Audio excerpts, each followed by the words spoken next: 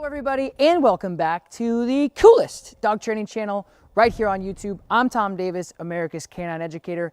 Thank you so much for joining me here today. Today we have a case that we hear about a lot. We have a dog that is chasing a cat. It's a new addition to the family, and obviously it's creating a ton of stress within the household. So as you guys know, I've done a lot of these cat and dog integrations, and we've been really successful in the past, and I'm hoping we can do that here today. As you know, we don't have a ton of cats running around the Upstate Canine Academy, so we're doing it in-home. We're about to go in and meet the dog and the owners and see what we can do for them. Hello. Hey, come on in. I'm Tom. Fred. Nice to meet you. Nice to meet you too. Thanks for coming. Yeah, no problem. All right. We have a challenge here. Yeah, I heard. So let's see what we can do. Let's go have a seat actually, and we'll talk about what's going on. Great, come on in. So we've had Stax for a couple of weeks. He was in a shelter and he's about a year old. Great dog. We love him. He's been a handful. But when it comes to the cat, because we've had Tony, the cat, for a while now. And how old's Tony? Tony's probably about 7 years old, 8 years old. Oh, so we've had him for a while. He knows the house. He's comfortable in the house. And he pretty much ran the house until we brought Stax home. Perfect. And it was difficult from the beginning because of how he just sees Tony as a prey. And no matter what we do, no matter how we interact with the dog, there is just no way Stax will just feel comfortable around Tony. So what does he do? Does he like chase him? Is he trying to hang? He chases him, and he chases him with a lot of vengeance, with this ire that he just wants to. I don't think he would, because he has cornered him a couple of times. Yeah. Or once actually, that he kind of got a little out of hand, and he didn't go after him and try to kill him. You just think it's a game. I'm hoping it was a game, and I hope it is a game, but it's gotten to the point where it's a bit scary because we just don't want anything to happen. We're trying to get the two of them to cooperate and live in the house in peace. Okay, hey.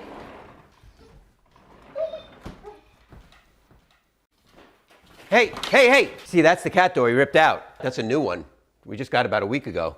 Stax. So I always like to tell people in the integration process, like in your case, you're bringing in an adult dog to the house.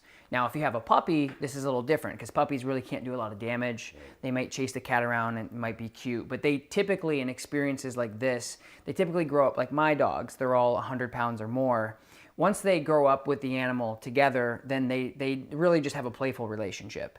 When you integrate a new dog that's maybe a year or older or 6 months or older, you have to make sure that it's safe for the cat. So making sure that you're integrating with safety precautions. So some of those things will include like baby gates. And in your case, your dog is big enough where baby gate's not gonna work. He'll jump right over that thing, blow right through it. If you have a smaller dog, you can use a baby gate. And what that does is it's like when you put a new fish into a fish tank, it takes 24 hours for them to integrate into that tank and get used to the water, if you will. So that helps a lot with the integration process. It keeps them safe. It keeps the cat feeling a little safe. They're not being chased.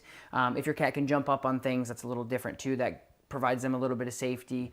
But you got to make sure that if you are getting an adult dog, especially for you guys at home, you need to make sure that when you are bringing an adult dog in, that you have those safety precautions in place. And what I'm going to do too is I'm going to throw up what an X pen is in the corner here on the screen, because an X pen is basically like, some people use them for puppy raising, where it's like a really big play pen for a baby. Yes. But you can get them up to 4 feet, and I'll link a description in below. You guys can see what that looks like on Amazon or something. But what that does is it also allows your dog to be in an area that the cat is also associated with. So it's not great for bigger dogs because it is a small area.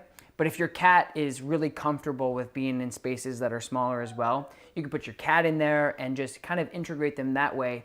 That way it's a really safe bet, and you don't have to worry and stress so much that nothing's going to happen to the cat. Right. So what I'm going to do is we're going to grab Stax. We're going to get him in here, and I'm going to go over some of these really key fundamental principles of obedience that really helps with this.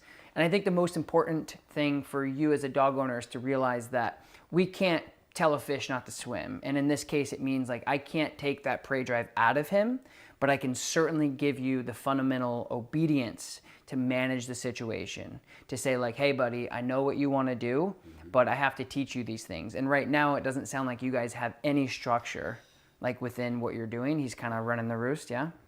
He is. Like I said, if we don't take certain precautions, it's Right. going to turn into a Yeah. bad thing. So the obedience portion is not only going to help you guys with managing this dog-cat situation and helping them integrate, but it's also going to be an outstanding way for you guys to get to know each other. And it's great obedience anyway. I mean, everybody should have the control. And what you'll see also too is this will transfer to your life. You have friends over, you have family over. Right. It is cute when a dog comes up and says, hey, I love you, but it's not going to be cute when they're jumping and they're barking, they're overstimulated, they're darting out the door. You really want to make sure that everything that you do with your dog is structured, and that way you want them to be a dog, be funny and cute. But when you say, hey buddy, I need a little bit of focus here, you need to be able to do that. So these exercises are going to be crucial across the board, not only for the dog in the cat situation, but just across the board with your relationship with the dog. Oh, I know. Sit. Good boy. I know. Good boy. Good boy. I know. Okay. Stax, come.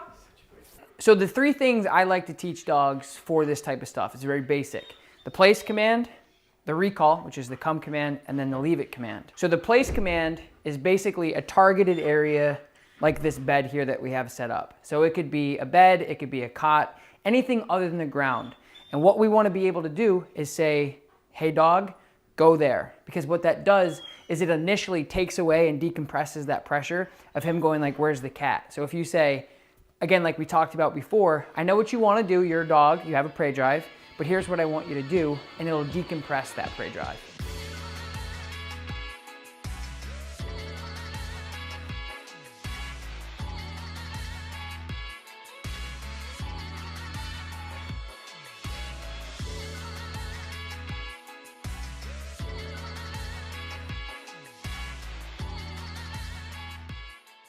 So what the recall does is exactly how it sounds. So when he's out searching for the cat and Tony's kind of running away and hiding, you can recall him to you, which will then allow you to also decompress that hunt drive, that prey drive, and basically break the attention of him constantly frantically looking for the cat.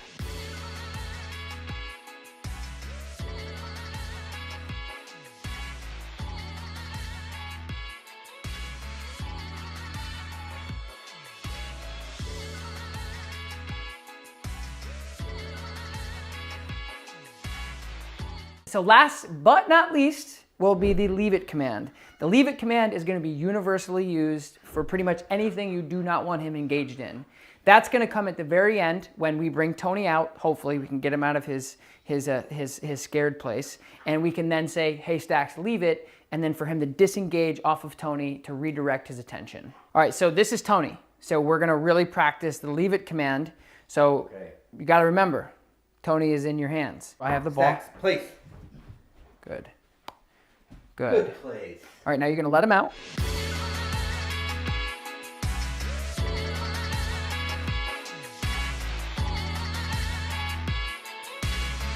All right, guys, it's time for the final moment where we're actually going to get Tony the cat out. Wait, and we're going to... Do you think he's ready? Yeah, I think he's ready. I think that you guys worked really hard, and I think that... You don't think he's ready?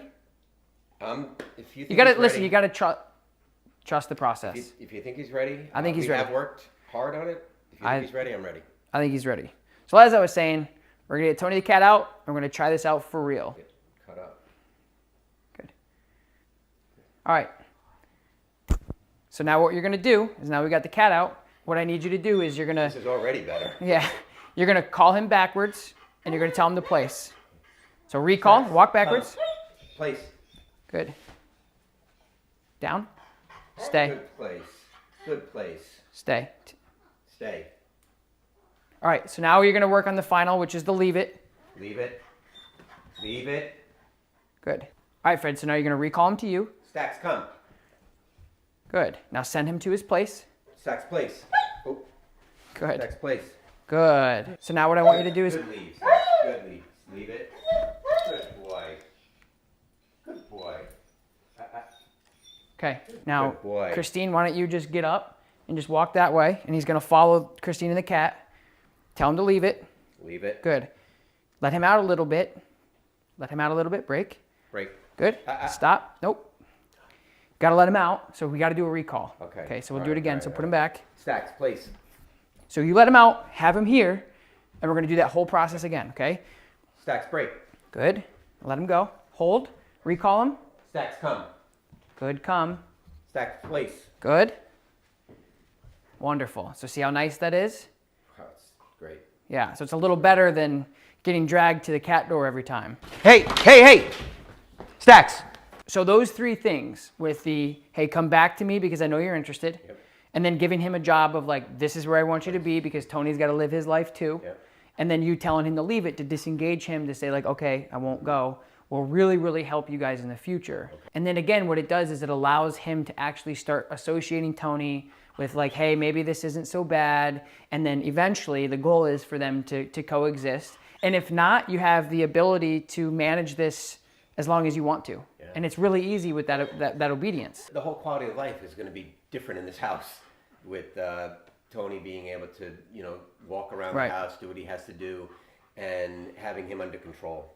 So you're not completely out of the woods yet. There's still a lot of work that you need to do, but now you're in a situation, you have the tools to manage it, and you're going to be a lot more successful now. Instead of just having him run around and be a shepherd, now he's going to be a shepherd with structure and control. Yes, I can see it. I can see we have the tools. There's no doubt about it, Tom. Thank you. Yeah, really. You're welcome. Thank you guys so very much for joining me here today on my channel. Don't forget, like this video, subscribe to my channel, and leave a comment down below and let me know what you guys thought of this video. Peace.